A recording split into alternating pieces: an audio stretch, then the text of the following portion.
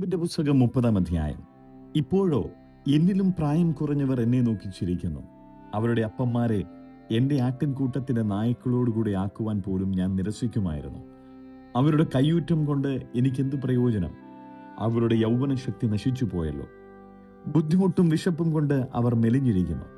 ശൂന്യത്തിന്റെയും നിർജ്ജനദേശത്തിന്റെയും ഇരുട്ടിൽ അവർ വരണ്ട നിലം കടിച്ചു കാരുന്നു. അവർ കുറുംകാട്ടിൽ മണൽച്ചീര പറിക്കുന്നു.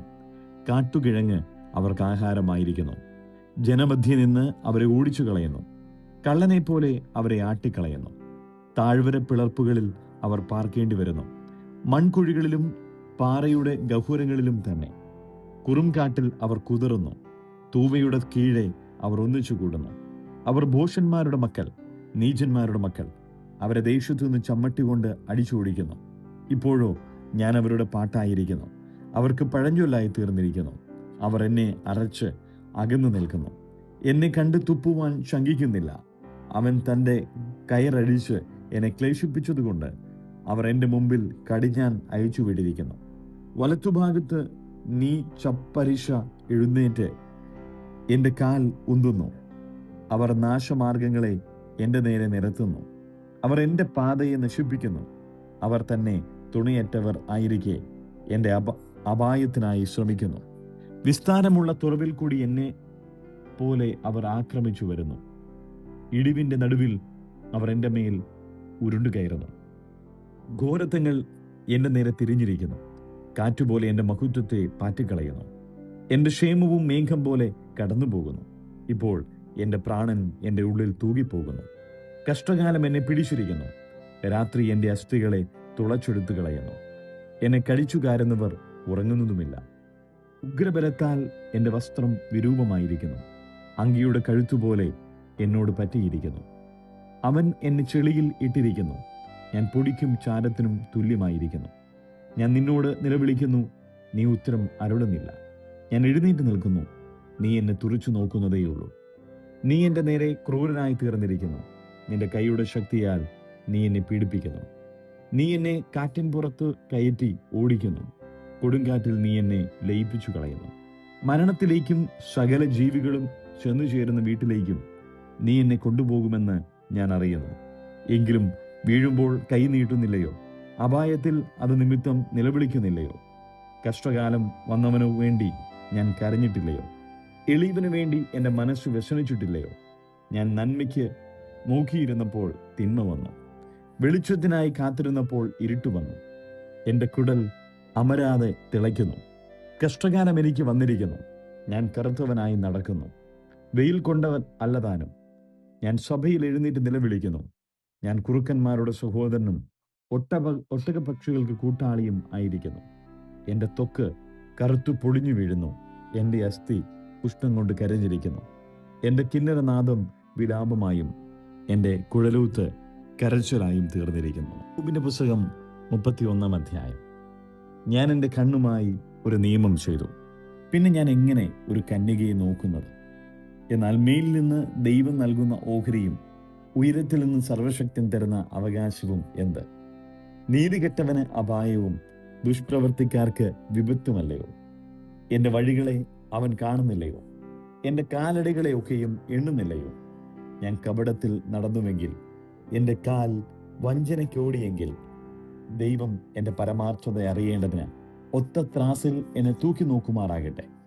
എൻ്റെ കാലടി വഴിവിട്ട് മാറിയെങ്കിൽ, എൻ്റെ ഹൃദയം എൻ്റെ കണ്ണിന് പിന്തുടർന്നുവെങ്കിൽ, വല്ല കറയും എൻ്റെ കൈക്ക് പറ്റിയെങ്കിൽ, ഞാൻ വിതച്ചത് മറ്റൊരുത്തൻ തിന്നട്ടെ. എൻ്റെ സന്തതിക്ക് മൂലനാശം ഭവിക്കട്ടെ. എൻ്റെ ഹൃദയം ഒരു സ്ത്രീയെങ്കിൽ ഭ്രമിച്ചു പോയെങ്കിൽ, കൂട്ടുകാരൻ്റെ വാതിൽക്കൽ ഞാൻ പതിയിരുന്നുവെങ്കിൽ, എൻ്റെ ഭാര്യ മറ്റൊരുത്തന് മാവ് പൊടിക്കട്ടെ. അന്യർ അവളുടെ മേൽ കുനിയട്ടെ. അത് മഹാപാതകമല്ലോ. ന്യായാധിപന്മാർ ശിക്ഷിക്കേണ്ടുന്ന കുറ്റമത്രേ. അത് നരക പര്യന്തം ദഹിപ്പിക്കുന്ന തീയാകുന്നു. അതെൻ്റെ അനുഭവമൊക്കെയും നിർമൂലമാകും. എൻ്റെ ദാസനോ ദാസിയോ എന്നോട് വാദിച്ചിട്ട് ഞാൻ അവരുടെ ന്യായം തള്ളിക്കളഞ്ഞെങ്കിൽ, ദൈവം എഴുന്നേൽക്കുമ്പോൾ ഞാൻ എന്തു ചെയ്യും? അവൻ സന്ദർശിക്കുമ്പോൾ ഞാൻ എന്തുത്തരം പറയും? ഗർഭത്തിൽ എന്നെ ഉരുവാക്കിയവനല്ലയോ അവനെയും ഉരുവാക്കിയത്? ഉദരത്തിൽ ഞങ്ങളെ നിർമ്മിച്ചവൻ ഒരുത്തനല്ലയോ? ദരിദ്രന്മാരുടെ ആഗ്രഹം ഞാൻ മുടക്കിയെങ്കിൽ, വിധവയുടെ കണ്ണ് ഞാൻ ക്ഷീണിപ്പിച്ചെങ്കിൽ, അനാഥന് അംശം കൊടുക്കാതെ ഞാൻ തനിച്ചെൻ്റെ ആഹാരം കഴിച്ചെങ്കിൽ, ബാല്യം മുതൽ ഞാൻ അപ്പൻ എന്ന പോലെ അവനെ വളർത്തുകയും ജനിച്ചതു മുതൽ അവളെ പരിപാലിക്കുകയും ചെയ്തുവല്ലോ. ഒരുത്തൻ വസ്ത്രമില്ലാതെ നശിച്ചു പോകുന്നതോ ദരിദ്രൻ പുതപ്പില്ലാതെ ഇരിക്കുന്നതോ ഞാൻ കണ്ടിട്ട് അവൻ്റെ അര എന്നെ അനുഗ്രഹിച്ചില്ലെങ്കിൽ, എൻ്റെ ആടുകളുടെ രോമം കൊണ്ട് അവന് കുളിർ മാറിയില്ലെങ്കിൽ, പട്ടണവാതിൽക്കൽ എനിക്ക് സഹായം കണ്ടിട്ട് ഞാൻ അനാഥൻ്റെ നേരെ കൈയോങ്ങിയെങ്കിൽ, എൻ്റെ ഭുജം തോൾ പലകയിൽ നിന്ന് വീഴട്ടെ, എൻ്റെ കൈയുടെ ഏപ്പ് വിട്ടുപോകട്ടെ. ദൈവം അയച്ച വിപത്ത് എനിക്ക് ഭയങ്കരമായിരിക്കുന്നു. അവൻ്റെ ഔന്നിത്യ നിമിത്തം എനിക്ക് ആവതില്ലാതെയായി. ഞാൻ പൊന്ന് എൻ്റെ ശരണമാക്കിയെങ്കിൽ, തങ്കത്തോട് നീ എൻ്റെ ആശ്രയം എന്ന് പറഞ്ഞുവെങ്കിൽ, എൻ്റെ ധനം വളരെ ആയിരിക്കൊണ്ട് എൻ്റെ കൈ അധികം സമ്പാദിച്ചിരിക്കൊണ്ടും ഞാൻ സന്തോഷിച്ചുവെങ്കിൽ, സൂര്യൻ പ്രകാശിക്കുന്നതോ ചന്ദ്രൻ ശോഭയോടെ ഗമിക്കുന്നതോ കണ്ടിട്ട് എൻ്റെ ഹൃദയം ഗൂഢമായി വശീകരിക്കപ്പെടുകയും എൻ്റെ വായ് എൻ്റെ കൈയെ ചുംബിക്കുകയും ചെയ്തുവെങ്കിൽ, അത് ന്യായാധിപന്മാർ ശിക്ഷിക്കേണ്ടുന്ന കുറ്റമത്രേ. അതിനാൽ ഉയരത്തിലെ ദൈവത്തെ ഞാൻ നിഷേധിച്ചു എന്ന് വരുമല്ലോ. എൻ്റെ വൈരിയുടെ നാശത്തിങ്കൽ ഞാൻ സന്തോഷിക്കുകയോ അവൻ്റെ അനർത്ഥത്തിൽ ഞാൻ നിഗളിക്കുകയോ ചെയ്തുവെങ്കിൽ, അവൻ്റെ പ്രാണനാശം ഇച്ഛിച്ച് ഞാൻ ശാപം ചൊല്ലി പാപം ചെയ്യുവാൻ എൻ്റെ വായെ ഒരിക്കലും സമ്മതിച്ചിട്ടില്ല. അവൻ്റെ മേശയ്ക്കൽ മാംസം തിന്ന് തൃപ്തി വരാത്തവർ ആർ എന്നിങ്ങനെ എൻ്റെ കൂടാരത്തിലെ ആളുകൾ പറഞ്ഞില്ലെങ്കിൽ, പരദേശി തെരുവീതിയിൽ രാപാർക്കേണ്ടി വന്നിട്ടില്ല. വഴിപോക്കന് ഞാൻ എൻ്റെ വാതിൽ തുറന്നുകൊടുത്തു. ഞാൻ ആദാമിനെ പോലെ എൻ്റെ ലംഘനം മൂടി എൻ്റെ അകൃത്യം മാർവിടത്ത് മറച്ചുവെങ്കിൽ, മഹാപുരുഷാരത്തെ ശങ്കിക്കൊണ്ടും വംശക്കാരുടെ നിന്ന എന്നെ ഭ്രമിപ്പിക്കൊണ്ടും ഞാൻ വാതിലിന് പുറത്തിറങ്ങാതെ മിണ്ടാതിരുന്നുവെങ്കിൽ, അയ്യോ, എൻ്റെ സങ്കടം കേൾക്കുന്നവൻ ഉണ്ടായിരുന്നുവെങ്കിൽ കൊള്ളായിരുന്നു. ഇതാ എൻ്റെ ഒപ്പ്, സർവശക്തൻ എനിക്ക് ഉത്തരം നൽകുമാറാകട്ടെ. എൻ്റെ പ്രതിയോഗി എഴുതിയ അന്യായ രേഖ കിട്ടിയെങ്കിൽ കൊള്ളായിരുന്നു. അത് ഞാൻ എൻ്റെ ചുമലിൽ വഹിക്കുമായിരുന്നു, ഒരു മകുടമായിട്ട് അത് അണിയുമായിരുന്നു. എൻ്റെ കാലടികളുടെ എണ്ണം ഞാൻ അവനെ ബോധിപ്പിക്കും. ഒരു പ്രഭു എന്ന പോലെ ഞാൻ അവനോട് അടുക്കും. എൻ്റെ നിലം എൻ്റെ നേരെ നിലവിളിക്കുകയോ അതിൻ്റെ ഉഴച്ചാലുകൾ ഒന്നിച്ചു കരകുകയോ ചെയ്തുവെങ്കിൽ, വില കൊടുക്കാതെ ഞാൻ അതിൻ്റെ വിളവ് തിന്നുകയോ അതിൻ്റെ ഉടമക്കാരുടെ പ്രാണൻ പോകുവാൻ സംഗതിയാക്കുകയോ ചെയ്തുവെങ്കിൽ, കോതമ്പിന് പകരം കാരമുള്ളും യവത്തിന് പകരം കളയും മുളച്ചു വരുമാറാകട്ടെ. യോബിന്റെ വചനങ്ങൾ അവസാനിച്ചു. യോബിന്റെ പുസ്തകം 32-ാം അധ്യായം. ഇങ്ങനെ യോബ് തനിക്ക് തന്നെ നീതിമാനായി തോന്നിയതുകൊണ്ട് ഈ 3 പുരുഷന്മാർ അവനോട് വാദിക്കുന്നത് മതിയാക്കി. അപ്പോൾ രാം വംശത്തിൽ ബൂസ്യനായ ബറഖീലിന്റെ മകൻ എലീഹുവിന്റെ കോപം ജ്വലിച്ചു. ദൈവത്തെക്കാൾ തന്നെത്താൻ നീതീകരിക്കുന്നത് കൊണ്ട് യോബിന്റെ നേരെ അവന്റെ കോപം ജ്വലിച്ചു. അവന്റെ 3 സ്നേഹിതർ യോബിന്റെ കുറ്റം തെളിയിപ്പാൻ തക്കവണ്ണം ഉത്തരം കാണായികയാൽ അവരുടെ നേരെയും അവന്റെ കോപം ജ്വലിച്ചു. എന്നാൽ അവർ തന്നേക്കാൾ പ്രായമുള്ളവരാകിയാൽ എലീഹു യോബിനോട് സംസാരിപ്പാൻ താമസിച്ചു. ആ 3 പുരുഷന്മാർക്കും ഉത്തരം മുട്ടിപ്പോയി എന്ന് കണ്ടിട്ട് എലീഹുവിന്റെ കോപം ജ്വലിച്ച്, അങ്ങനെ ബൂസ്യനായ ബറഖീലിന്റെ മകൻ എലീഹു പറഞ്ഞതെന്നാൽ, ഞാൻ പ്രായം കുറഞ്ഞവനും നിങ്ങൾ വൃദ്ധന്മാരുമാകുന്നു.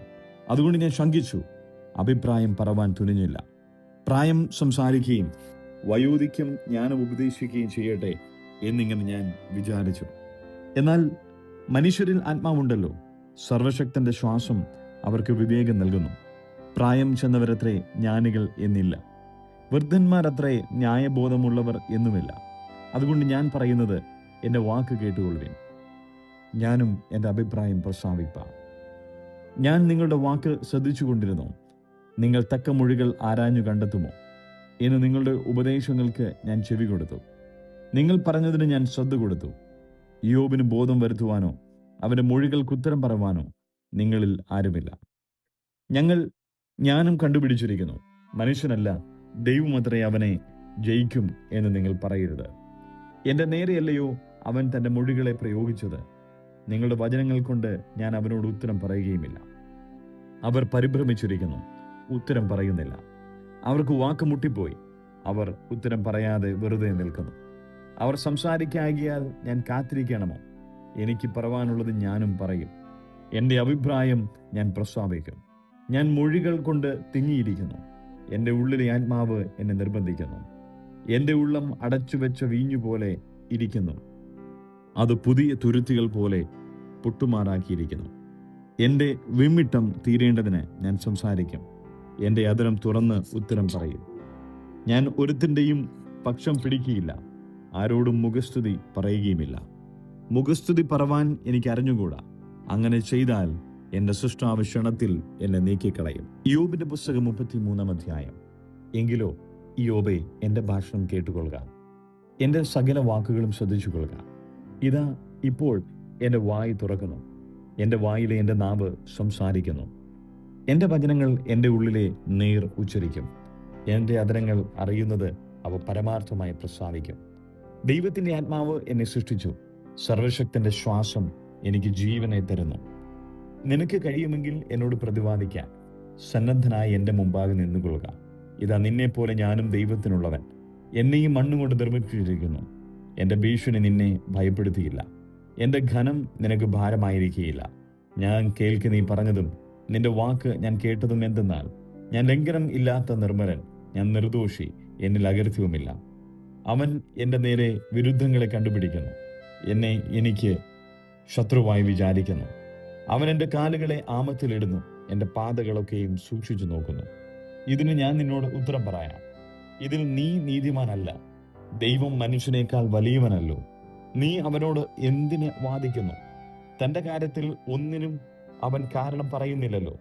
1-2 വട്ടം ദൈവം അരുളി ചെയ്യുന്നു, മനുഷ്യനത് കൂട്ടാക്കുന്നില്ലതാനും. ഗാഢനിദ്ര മനുഷ്യർക്കുണ്ടാകുമ്പോൾ, അവർ ശയ്യമേൽ നിദ്ര കൊള്ളുമ്പോൾ, സ്വപ്നത്തിൽ രാത്രി ദർശനത്തിൽ തന്നെ അവൻ മനുഷ്യരുടെ ചെവി തുറക്കുന്നു, അവരോട് പ്രബോധനയ്ക്ക് മുദ്രയിടുന്നു. മനുഷ്യനെ അവൻ ദുഷ്കർമ്മത്തിൽ നിന്ന് അകറ്റുവാനും പുരുഷനെ ഗർഭത്തിൽ നിന്ന് രക്ഷിപ്പാനും തന്നെ. അവൻ കുഴിയിൽ നിന്ന് അവന്റെ പ്രാണനെയും വാളാൽ നശിക്കാതെ വണ്ണം അവന്റെ ജീവനെയും കാക്കുന്നു. തന്റെ കിടക്കമേൽ അവൻ വേദനയാൽ ശുഷിക്കപ്പെടുന്നു. അവന്റെ അസ്ഥികളിൽ ഇടവിടാതെ പോരാട്ടമുണ്ട്. അതുകൊണ്ട് അവന്റെ ജീവൻ അപ്പവും അവന്റെ പ്രാണൻ സ്വാദുഭോജനവും വെറുക്കുന്നു. അവന്റെ മാംസം ക്ഷയിച്ച് കാൺമാനില്ലാതെയായിരിക്കുന്നു. കാൺമാനില്ലാതിരുന്ന അവന്റെ അസ്ഥികൾ പൊങ്ങി നിൽക്കുന്നു. അവന്റെ പ്രാണൻ ശവക്കുഴിയും അവന്റെ ജീവൻ നാശകന്മാർക്കും അടുത്തിരിക്കുന്നു. മനുഷ്യനോട് അവന്റെ ധർമ്മം അറിയിക്കേണ്ടതിന് 1000-ൽ ഒരുത്തനായി മധ്യസ്ഥനായൊരു ദൂതൻ അവനു വേണ്ടി ഉണ്ടെന്ന് വരുകിൽ, അവൻ അവങ്കൽ കൃപ വിചാരിച്ച് കുഴിയിൽ ഇറങ്ങാതെ വണ്ണം ഇവനെ രക്ഷിക്കണമേ. ഞാനൊരു മറുവില കണ്ടിരിക്കുന്നു എന്ന് പറയും. അപ്പോൾ അവന്റെ ദേഹം യൗവന ചൈതന്യത്താൽ പുഷ്ടിവെക്കും. അവൻ ബാല്യപ്രായത്തിലേക്ക് തിരിഞ്ഞു വരും. അവൻ ദൈവത്തോട് പ്രാർത്ഥിക്കും. അവൻ അവങ്കൽ പ്രസാദിക്കും. തിരുമുഖത്തെ അവൻ സന്തോഷത്തോടെ കാണും. അവൻ മനുഷ്യന് അവന്റെ നീതിയെ പകരം കൊടുക്കും. അവൻ മനുഷ്യരുടെ മുമ്പിൽ പാടിപ്പറയുന്നത്, ഞാൻ പാപം ചെയ്തു നേരായുള്ളത് മറച്ചു കളഞ്ഞു, അതിന് എന്നോട് പകരം ചെയ്തിട്ടില്ല. അവൻ എൻ്റെ പ്രാണനെ കുഴിയിൽ ഇറങ്ങാതെ വണ്ണം രക്ഷിച്ചു. എൻ്റെ ജീവൻ പ്രകാശത്തെ കണ്ട് സന്തോഷിക്കുന്നു. ഇതാ ദൈവം 2-3 പ്രാവശ്യം ഇവയൊക്കെയും മനുഷ്യനോട് ചെയ്യുന്നു, അവന്റെ പ്രാണനെ കുഴിയിൽ നിന്ന് കരയേറ്റേണ്ടതിനും ജീവന്റെ പ്രകാശം കൊണ്ട് അവനെ പ്രകാശിപ്പിക്കേണ്ടതിനും തന്നെ. യോബേ, ശ്രദ്ധ വെച്ചു കേൾക്കാം, മിണ്ടാതെ ഇരിക്ക, ഞാൻ സംസാരിക്കാം. നിനക്ക് ഉത്തരം പറയുവാനുള്ളത് പറക, സംസാരിക്കാം. നിന്നെ നീതീകരിപ്പാൻ ആകുന്നു എൻ്റെ താല്പര്യം. ഇല്ലെന്ന് വരികിൽ നീ എൻ്റെ വാക്ക് കേൾക്കാം, മിണ്ടാതിരിക്കാം, ഞാൻ നിനക്ക് ജ്ഞാനം ഉപദേശിച്ചു തരാം. യോബിന്റെ പുസ്തകം 34 അധ്യായം. എലീഹു പിന്നെയും പറഞ്ഞത് എന്തെന്നാൽ, ജ്ഞാനികളെ എൻ്റെ വചനം കേൾപ്പിൻ, വിദ്വാൻമാരെ എനിക്ക് ചെവി തരുവിൻ. അണ്ണാക്കിന് ആഹാരത്തെ രുചി നോക്കുന്നു, ചെവിയോ വചനങ്ങളെ ശോധന ചെയ്യുന്നു. ന്യായമുള്ളത് നമുക്ക് തിരഞ്ഞെടുക്കാം, നന്മയായുള്ളത് നമുക്ക് തന്നെ ആലോചിച്ചറിയാം. ഞാൻ നീതിമാൻ, ദൈവം എൻ്റെ ന്യായം തള്ളിക്കളഞ്ഞു. എൻ്റെ ന്യായത്തിനെതിരെ ഞാൻ ബോഷ്കു പറയണമോ? ലംഘനമില്ലാഞ്ഞിട്ടും എൻ്റെ മുറിവ് പൊറുക്കുന്നില്ല എന്നിങ്ങനെ യോബ് പറഞ്ഞുവല്ലോ. യോബിനെ പോലെ ഒരാളുണ്ടോ? അവൻ പരിഹാസത്തെ വെള്ളം പോലെ കുടിക്കുന്നു. അവൻ ദുഷ്പ്രവൃത്തിക്കാരോട് കൂട്ടുകൂടുന്നു, ദുർജനങ്ങളോട് കൂടെ സഞ്ചരിക്കുന്നു. ദൈവത്തോട് രഞ്ജനയായിരിക്കുന്നത് കൊണ്ട് മനുഷ്യന് പ്രയോജനമില്ലെന്ന് അവൻ പറഞ്ഞു. അതുകൊണ്ട് വിവേകികളെ കേട്ടുകൊള്ളുവിൻ. ദൈവം ദുഷ്ടതയോ സർവശക്തി നീതികേടോ ഒരിക്കലും ചെയ്യുകയില്ല. അവൻ മനുഷ്യന് അവന്റെ പ്രവൃത്തിക്ക് പകരം ചെയ്യും. ഓരോരുത്തന് അവനവന്റെ നടപ്പിന് തക്കവണ്ണം കൊടുക്കും. ദൈവം ദുഷ്ടത പ്രവർത്തിക്കുകയില്ല നിശ്ചയം. സർവശക്തൻ ന്യായം മറിച്ചു കളയുകയുമില്ല. ഭൂമിയെ അവങ്കൽ ഭരമേൽപ്പിച്ചതാർ? ഭൂമണ്ഡലമാകെ സ്ഥാപിച്ചതാർ. അവൻ തൻ്റെ കാര്യത്തിൽ മാത്രം സൃഷ്ടിവെച്ചെങ്കിൽ, തൻ്റെ ആത്മാവിനെയും ശ്വാസത്തെയും മടക്കി എടുത്തെങ്കിൽ, സകല ജഡവും ഒരുപോലെ കഴിഞ്ഞുപോകും. മനുഷ്യൻ പൊടിയിലേക്ക് മടങ്ങിച്ചേരും. നിനക്ക് വിവേകമുണ്ടെങ്കിൽ ഇത് കേട്ടുകൊള്ളുക. എൻ്റെ വചനങ്ങളെ ശ്രദ്ധിച്ചുകൊള്ളുക. ന്യായത്തെ പകയ്ക്കുന്നവൻ ഭരിക്കുമോ? നീതിമാനും ബലവാനുമായവനെ നീ കുറ്റം വിധിക്കുമോ? രാജാവിനോട് നീ വഷളനെന്നും പ്രഭുക്കന്മാരോട് നിങ്ങൾ ദുഷ്ടന്മാർ എന്നും പറയുമോ? അവൻ പ്രഭുക്കന്മാരുടെ പക്ഷം എടുക്കുകയില്ല, ദരിദ്രനേക്കാൾ ധനവാനെ ആദരിക്കുകയുമില്ല. അവരെല്ലാവരും തൃക്കൈയുടെ പ്രവൃത്തിയല്ലോ. പെട്ടെന്ന് അർദ്ധരാത്രിയിൽ തന്നെ അവർ മരിക്കുന്നു. ജനം കുലുങ്ങി ഒഴിഞ്ഞു പോകുന്നു. കൈ തൊടാതെ ബലശാലികൾ നീങ്ങിപ്പോകുന്നു. അവന്റെ ദൃഷ്ടി മനുഷ്യന്റെ വഴികളിന്മേലിരിക്കുന്നു. അവന്റെ നടപ്പൊക്കെയും അവൻ കാണുന്നു. ദുഷ്പ്രവർത്തിക്കാർക്ക് ഒളിഞ്ഞുകൊള്ളേണ്ടതിന് അവിടെ ഇരുട്ടുമില്ല, അന്ധതമസുമില്ല. മനുഷ്യൻ ദൈവസന്നിധിയിൽ ന്യായവിസ്താരത്തിന് ചെല്ലേണ്ടതിന് അവനിൽ അധികം ദൃഷ്ടി വെപ്പാൻ ആവശ്യമില്ല. വിചാരണ ചെയ്യാതെ അവൻ ബലശാലികളെ തകർത്ത് കളയുന്നു. അവർക്ക് പകരം വേറെ ആളുകളെ നിയമിക്കുന്നു. അങ്ങനെ അവൻ അവരുടെ പ്രവൃത്തികളെ അറിയുന്നു. രാത്രിയിൽ അവരെ മറച്ചു കളഞ്ഞിട്ട് അവർ തകർന്നു പോകുന്നു. കാണികൾ കൂടുന്ന സ്ഥലത്ത് വെച്ച് അവൻ അവരെ ദുഷ്ടന്മാരെ പോലെ ശിക്ഷിക്കുന്നു. അവർ എളിയവരുടെ നിലവിളി അവന്റെ അടുക്കൽ എത്തുവാനും പീഡിതന്മാരുടെ നിലവിളി അവൻ കേൾപ്പാനും തക്കവണ്ണം അവനെ ഉപേക്ഷിച്ചു പിന്മാറിക്കളയുകയും അവന്റെ വഴികളെ ഗണ്യമാക്കാതിരിക്കുകയും ചെയ്തുവല്ലോ.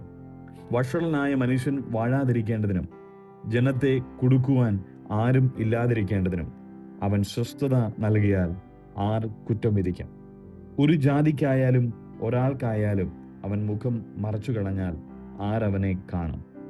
ഞാൻ ശിക്ഷ സഹിച്ചു, ഞാൻ ഇനി കുറ്റം ചെയ്യുകയില്ല. ഞാൻ കാണാത്തത് എന്നെ പഠിപ്പിക്കണമേ. ഞാൻ അന്യായം ചെയ്തിട്ടുണ്ടെങ്കിൽ ഇനി ചെയ്യുകയില്ല എന്ന് ആരെങ്കിലും ദൈവത്തോട് പറഞ്ഞിട്ടുണ്ടോ? നീ മുഷിഞ്ഞതുകൊണ്ട് അവൻ നിന്റെ ഇഷ്ടം പോലെ പകരം ചെയ്യണമോ? ഞാനല്ല, നീ തന്നെ തിരഞ്ഞെടുക്കേണ്ടതല്ലോ. ആകയാൽ നീ അറിയുന്നത് പ്രസ്താവിച്ചു കൊള്ളുക. യോബ് അറിവില്ലാതെ സംസാരിക്കുന്നു, അവന്റെ വാക്കുകളിലും ജ്ഞാനമില്ല എന്ന് വിവേകമുള്ള പുരുഷന്മാരും എന്റെ വാക്കു കേൾക്കുന്ന ഏതു ജ്ഞാനിയും എന്നോട് പറയും. യോബ് ദുഷ്ടന്മാരെ പോലെ പ്രതിവാദിക്കൊണ്ട് അവനെ ആദിയോടന്തം പരിശോധിച്ചാൽ കൊള്ളാം. അവൻ തന്റെ പാപത്തോട് ദ്രോഹം ചേർക്കുന്നു. അവൻ നമ്മുടെ മധ്യയെ കൈകൊട്ടുന്നു, ദൈവത്തിന് വിരോധമായി വാക്ക് വർദ്ധിപ്പിക്കുന്നു. യോബിന്റെ പുസ്തകം 35-ാം അധ്യായം. എലീഹു പിന്നെയും പറഞ്ഞതെന്തെന്നാൽ, എന്റെ നീതി ദൈവത്തിൻ്റെതിലും കവിയും എന്ന് നീ പറയുന്നു. ഇത് ന്യായമെന്നു നിരൂപിക്കുന്നുവോ?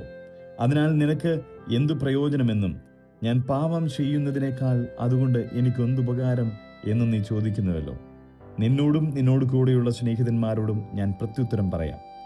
നീ ആകാശത്തേക്ക് നോക്കി കാണുക, നിനക്ക് മീതെയുള്ള മേഘങ്ങളെ ദർശിക്കാം.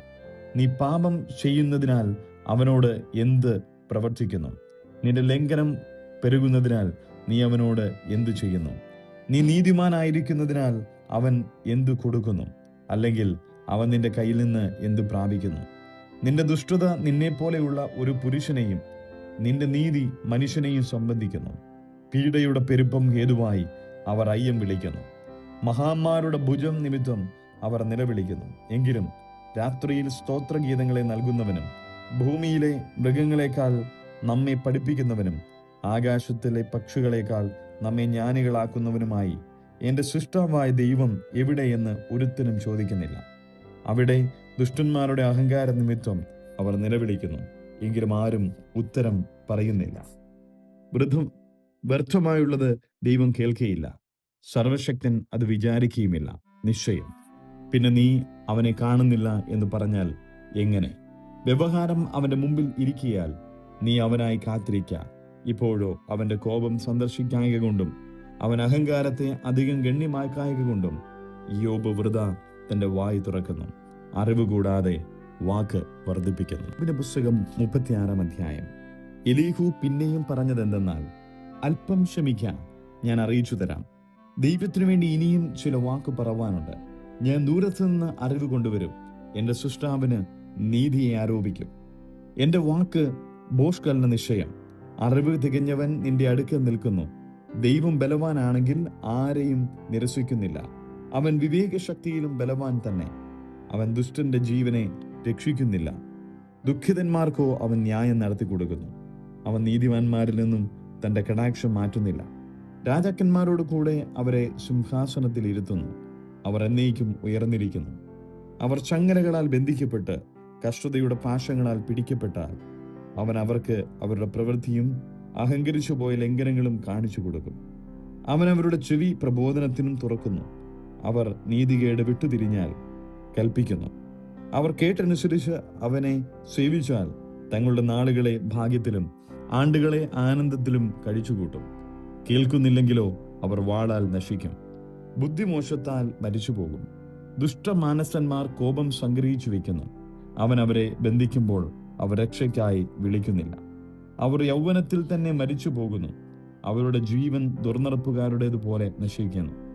അവൻ അരിഷ്ടനെ അവന്റെ അരിഷ്ടതയാൽ വിടുവിക്കുന്നു. പീഡയിൽ തന്നെ അവരുടെ ചെവി തുറക്കുന്നു. നിന്നെയും അവൻ കഷ്ടതയുടെ വായിൽ നിന്ന് ഇടുക്കമില്ലാത്ത വിശാലതയിലേക്ക് നടത്തുമായിരുന്നു. നിന്റെ മേശമേൽ സ്വാദുഭോജനം വയ്ക്കുമായിരുന്നു. നീയോ ദുഷ്ടവിധി കൊണ്ട് നിറഞ്ഞിരിക്കുന്നു. വിധിയും നീതിയും എന്നെ പിടിക്കും. കോപം നിന്നെ പരിഹാസത്തിനായി വശീകരിക്കരുത്. മറുവിലയുടെ വലിപ്പം ഓർത്ത് നീ തെറ്റിപ്പോകുകയും അരുത്. കഷ്ടത്തിൽ അകപ്പെടാതിരിപ്പാൻ നിന്റെ നിലവിളിയും ശക്തിയേറിയ പരാക്രമങ്ങളെയൊക്കെയും മതിയാകുന്നു. ജാതികൾ തങ്ങളുടെ സ്ഥലത്ത് വെച്ച് മുടിഞ്ഞു പോകുന്ന രാത്രിയെ നീ കാംക്ഷിക്കരുത്. സൂക്ഷിച്ചു നോക്കുക, നീതികേടിലേക്ക് തിരിയരുത്. അതല്ലോ നീ അരിഷ്ടതയേക്കാൾ നിശ്ചയിക്കുന്നത്. ദൈവം തന്റെ ശക്തിയാൽ ഉന്നതമായി പ്രവർത്തിക്കുന്നു. അവന് തുല്യനായ ഉപദേശകൻ ആരുള്ളൂ? അവനോട് അവന്റെ വഴിയെ കൽപ്പിച്ചതാൽ നീ നീതികേട് ചെയ്തു എന്ന് അവനോട് ആർക്ക് പറയാം? അവന്റെ പ്രവൃത്തിയെ മഹിമപ്പെടുത്തുവാൻ നീ ഓർത്തുകൊള്ളുക. അതിനെക്കുറിച്ചല്ലോ മനുഷ്യർ പാടിയിരിക്കുന്നത്. മനുഷ്യരൊക്കെയും അത് കണ്ട് രസിക്കുന്നു. ദൂരത്തു നിന്നും മർത്യൻ അതിനെ സൂക്ഷിച്ചു നോക്കുന്നു. നമുക്ക് അറിഞ്ഞുകൂടാതെ വണ്ണം ദൈവം അത്യുന്നതൻ. അവന്റെ ആണ്ടുകളുടെ സംഖ്യ ആരാഞ്ഞുകൂടാത്തത്. അവൻ നീർത്തുള്ളികളെ ആകർഷിക്കുന്നു. അവന്റെ ആവിയാൽ അവ മഴയായി പെയ്യുന്നു. മേഘങ്ങൾ അവയെ ചൊരിയുന്നു. മനുഷ്യരുടെ മേൽ ധാരാളമായി പൊഴിക്കുന്നു. ആർക്കെങ്കിലും മേഘങ്ങളുടെ വിരിവുകളെയും അവന്റെ കൂടാരത്തിന്റെ മുഴക്കത്തെയും ഗ്രഹിക്കാമോ? അവൻ തന്റെ ചുറ്റും പ്രകാശം വിരിക്കുന്നു. സമുദ്രത്തിന്റെ അടിയെ മൂടുന്നു. ഇവയാൽ അവൻ ജാതികളെ ന്യായം വിധിക്കുന്നു. ആഹാരവും ധാരാളമായി കൊടുക്കുന്നു. അവൻ മിന്നൽ കൊണ്ട് തൃക്കായി നിറയ്ക്കുന്നു. പ്രതിയോഗിയുടെ നേരെ അതിനെ നിയോഗിക്കുന്നു.